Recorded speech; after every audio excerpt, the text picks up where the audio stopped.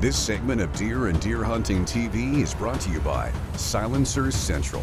Silence delivered.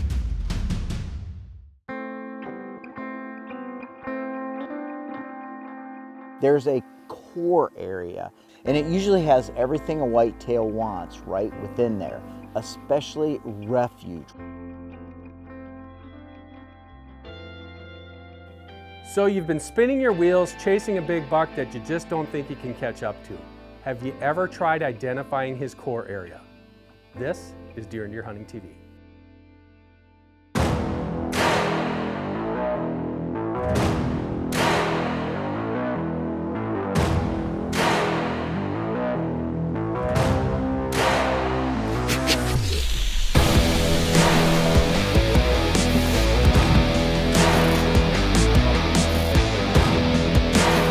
For the person who wants that spike, God bless you, shoot the spike.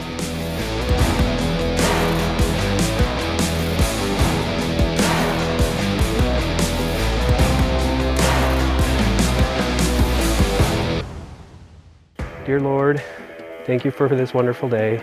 Thank you for this wonderful gift.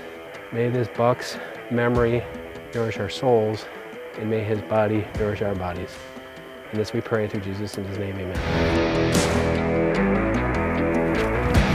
God, he's dead right there.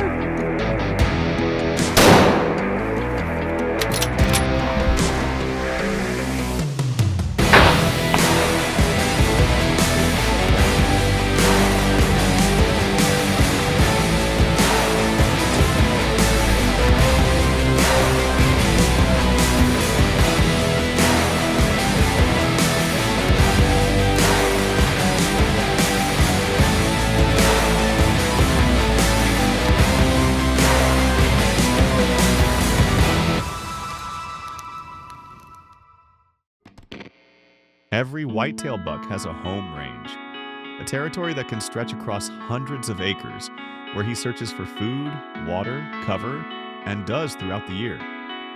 But as bucks mature, they tighten their movements into a smaller core area, like Grandpa's recliner in the living room. It's familiar, comfortable, and safe. Couple terms you hear probably a lot: home ranges and core areas. What's the difference? A home range for any deer is the area that it lives 99% of its time throughout the year. This could be winter, spring, summer, and fall, and that encompasses everything, and that is a much larger area. Up to a square mile in most whitetail zones, but in some zones it can be even larger depending on what the nutrition is around there and the refuge and sanctuary type situation. So they may expand that out, but kind of just think of it as a square mile. Now that square mile may be goofy shape, so it's not just necessarily a square, but about that much land. Now, within that home territory, there's a core area, and that core area is where whitetails spend 75–80% or more of their time within the bigger home territory. And with a mature buck, when they get to be 4, 5, 6, 7 years old and older, that area shrinks. So if their home range is we're going to say a square mile, 640 acres, and that's configured many different ways, the core area as they get older, in some cases, could be 20 to 40 acres. And it usually has everything a whitetail wants right within there, especially, and this is important, especially refuge, where they're not getting bothered all the time by you, by coyotes, by many different things. So if you can pinpoint the home territory and narrow down and discover that core area, hey, it's going to help you quite a bit on your hunting adventure towards success. Identify zones, travel corridors, places where deer are coming out of and going back into. Look for food, water, and security.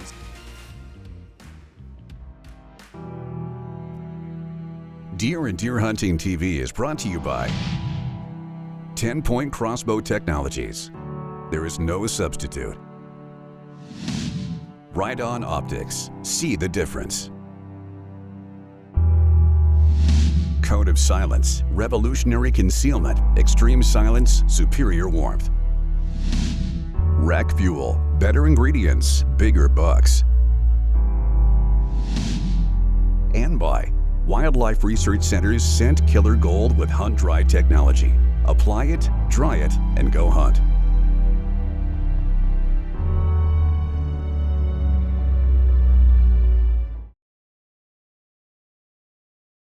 This segment of Deer and Deer Hunting TV is brought to you by Stealth Pro Series compact drills from Great Plains. The hunt starts here.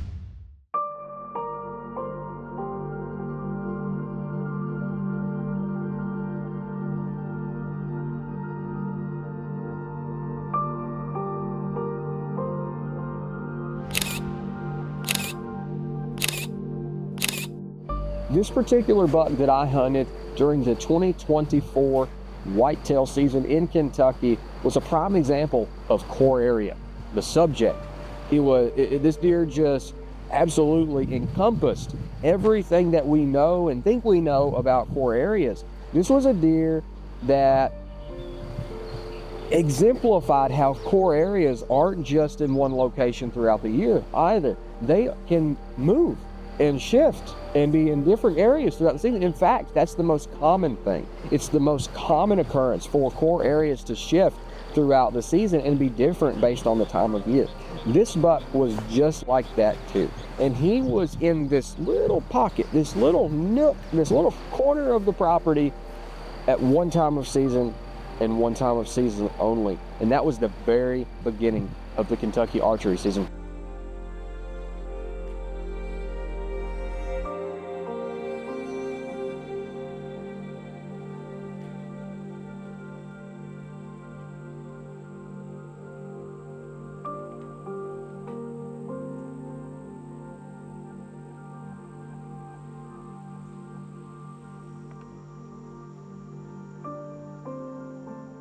So what I often tell people is if you're trying to identify a buck's core area, look for food, water, and securities.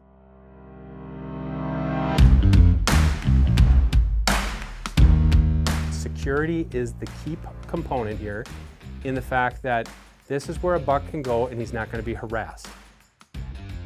And if you're in an area, say, just look behind me, how much cover is there, you may not be able to just look into it.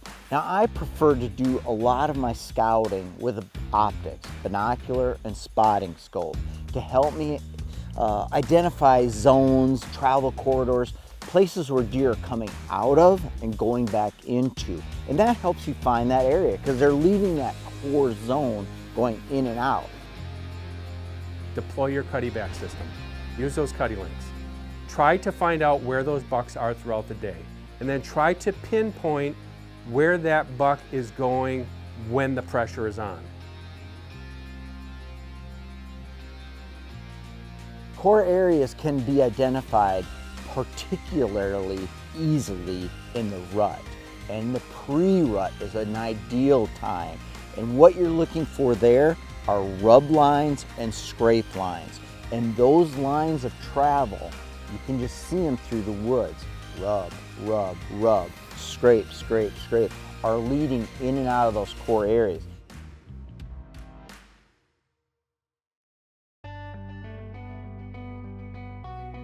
So you've identified a core area, you've identified a mature buck or two that you want to hunt. How do you go about doing it?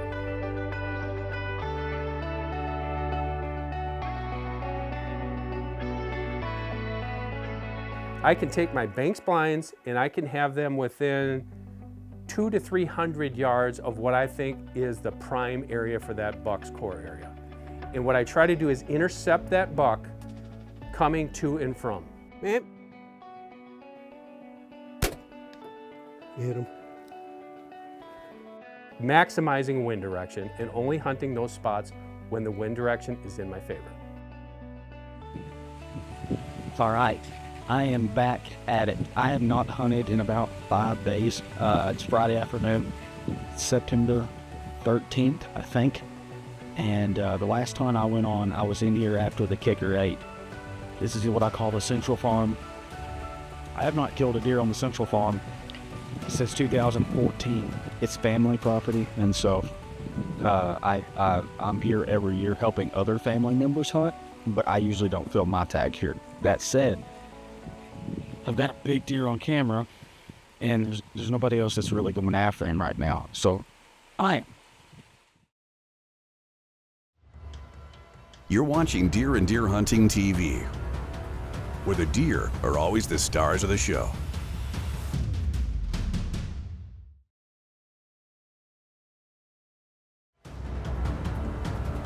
This segment of Deer and Deer Hunting TV is brought to you by Dry Shod Waterproof Footwear.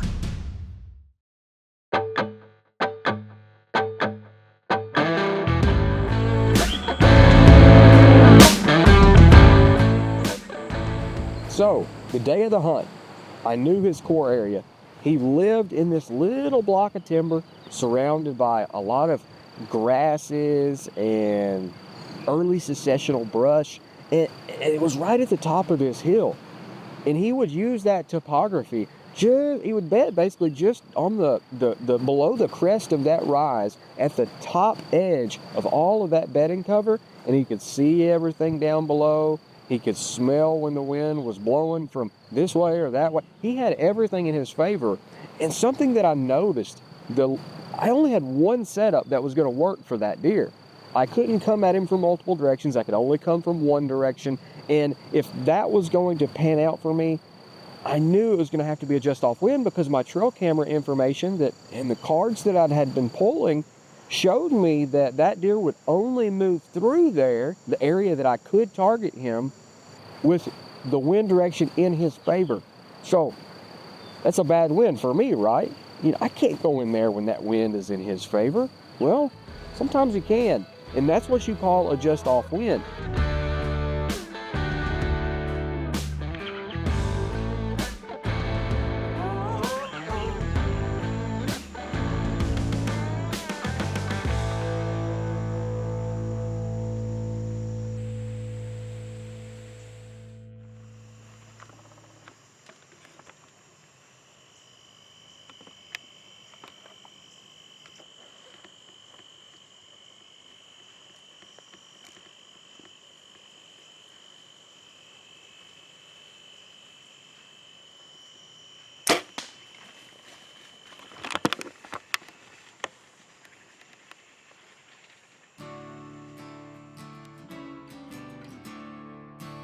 So he came in with about probably 20, 30 minutes of light left right after sunset, and could see him good. I still wasn't sure if I was going to shoot him or not, but made my mind up pretty quick after I saw him in person. But the shot was kind of quartering away a little bit, but I pulled that shot just back a little bit, just enough that way I could get into that opposite shoulder, and I think it was pretty much perfect. It could have been a little bit higher, but I still think it was high enough that I got right in there with the front of the lungs and probably the heart. So shot looks good. Don't need to give him any more time. We're going to ease on in, see if we can find him.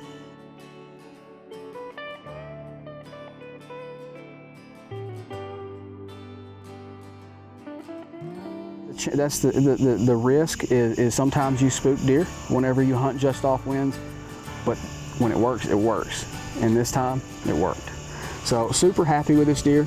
It's early season, mid-September. Today is Friday the 13th, September the 13th. And I don't know, it seems pretty lucky to me. I don't think it was bad luck.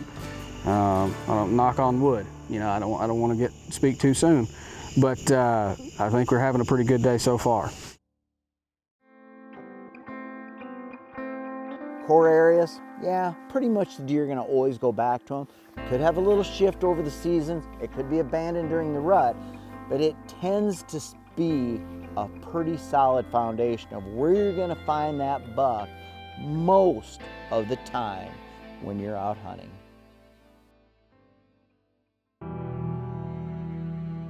Deer and Deer Hunting TV is brought to you by Hornady, accurate, deadly, dependable. Banks Outdoors, where memories are born. CuddyLink by CuddyBack, up to 24 cameras, one cell plan, $10 per month. Get armed and deadly with Easton FMJ arrows. And stand by.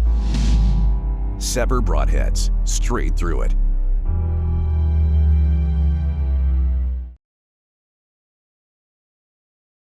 This segment of Deer and Deer Hunting TV is brought to you by Deer Grow.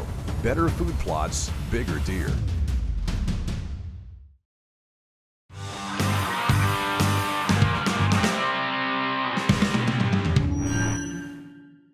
So Seth, you know I love coyote hunting, predator hunting of all sorts. Hornedy's got some big news in a caliber, don't they? We do, that's right, Mark. The 22 ARC, the advanced rifle cartridge. And this thing for a 22 caliber is a real hot rod. It's fast, it's flat, it's accurate, and it's got authority when it gets there. And you can do a lot with this, but man, if you're a coyote hunter, this is your dream cartridge. And it works in what platform? The AR-15, America's platform. There you go. It is America's platform. I mean, if you don't have an AR-15, you're not American. Right. And if you're not trying out this caliber, wow. Yeah. So what's the velocity on this? So for the AR-15 shooter, this is perfect. For the bolt gun guy, it's equally at home there. What we have in our hand here is the 62 grain in our V-Match line. Muzzle velocity on a 24-inch barrel, 3,300 feet per second. So that's fast, that gets to the target really quickly, and you put that performance in your gas gun, and now you're getting 22-250 type ballistics out of a quick, fast handling AR-15. I think people are gonna really warm up to this, especially for predator hunting, but just all around everything on an AR platform. It's something new, something fun, something fast. That's right. What's really great about this is in an AR platform, this is about as far as you can push the boundaries of performance with the cartridge design, the bullets design, the velocity. And when you're looking at coyotes, there's nothing that makes a guy feel better when that coyote hangs up at 500 yards and he sits down and he barks at you. You need that long range capability, and the bullets that this cartridge is designed to use will maximize your long range shots. They deflect very little in the wind, they drop very little due to gravity, plus with that high muzzle velocity, from 0 to 600, 700, 800 yards, this thing will take a coyote no problem. Found at a sporting goods store near you. That's right, yeah, All the right. 22 ARC for 2024. I'm excited. I want to get on it. I got to start searching for the right platform. So this is it for me, for new predator hunting. It's gonna be great, and if you're a deer hunter and you're not actively trying to take coyotes out, you're not doing a benefit to your deer herd, to your turkey herd. I mean, this is really an obligation as a conservationist to help thin those coyotes out. That's a heck of a lot of fun. So whether you're a gas gun or a bolt gun, check out the 22 ARC. Predator management right there with the new 22 ARC. Okay, so the season is fast approaching and you might have mounted a brand new scope on your rifle. A trick I like to use is something they taught me many, many years ago. It's called a short zero. And this is especially helpful for guys and gals who don't have access to a long range and don't have a lot of time to get their rifle sighted in before the season. For me as a rifle hunter, 100 yards is usually my go-to. And to get that 100 yards, if I don't have the time or if I don't have the 100-yard range to do it, I sight it in at 25, and most people are going to tell you, gun experts are going to tell you, if you're going to do the short range, you're going to do it at 25 yards and you're going to try to shoot about 3/4 of an inch low. I don't get into those semantics. For me, I want it dead on at 25, and I know that this is going to be a little bit high at 100, which is normally what I prefer. So today, we don't have a lot of time. I have my new Right-On scope on here. And what I'm going to do is I'm going to sight it at 25, see where I'm at, and then make the adjustments from there. So this year I went with the new Right-On Primal 5 scope. I really like this. It has a 44mm objective. This allows for shooting in low light conditions, and it happens, you know, that sun is going down, we're hunting over a big crop field. The smaller that objective, the less light, the bigger the objective on this scope. It's going to extend my range for me and allow me to make that longer shot as the sun is fading. And it's 2 to 12 power. Another thing I really like about this Primal scope, they call it the dual throw. Basically, what this allows me to do is quickly and efficiently adjust that power. So if I'm all the way up, I know I'm at 2 power, I'm at the lowest power. And if I dial it all the way to the left, I'm at the highest power.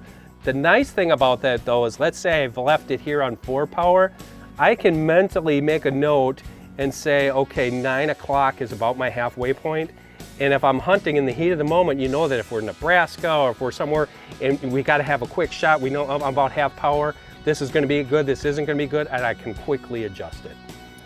So if you have a new scope or you're pressed for time, try the Short Zero. I think you're going to find that it's really going to help you get on target quicker, and you can make those fine adjustments later on. I have to tell you, I'm really impressed with the Riton Optics, the quality that's put into the scope, and the performance at a price that I think you really appreciate. Check them out at ritonoptics.com.